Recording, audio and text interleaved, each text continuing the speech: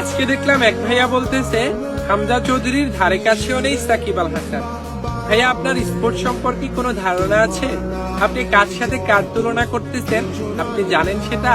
হামজা চৌধুরী, যিনি বর্তমান বাংলাদেশের ফুটবল জাগরণের অন্যতম কান্ডারি, যিনি বাংলাদেশের নেতিয়ে পড়া ফুটবলটাকে নতুন করে প্রাণ দিয়েছে।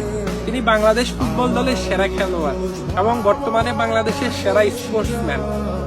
কিন্তু সাকিব আল হাসান তো সেরা না, তিনি হলেন বিশ্ব সেরা। তিনি নিজের নামের পাশাপাশি বাংলাদেশের নামটাও সবার উপরে রেখেছে একাধিকবার।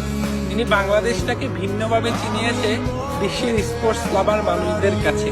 আপনি তার সাথে হামজা ভাইকে তুলনা করে স্পোর্টসকে কলঙ্কিত করেন না। হামজা চৌধুরী এবং সাকিব আল হাসান দুজনই আমাদের গর্ব করার মতো। আমরা দুজনকে নিয়েই গর্ব করি, তবে একজন হলো সেরা, আরেকজন হলো বিশ্ব সেরা। দুজনের কখনো তুলনা হয় না। ধন্যবাদ।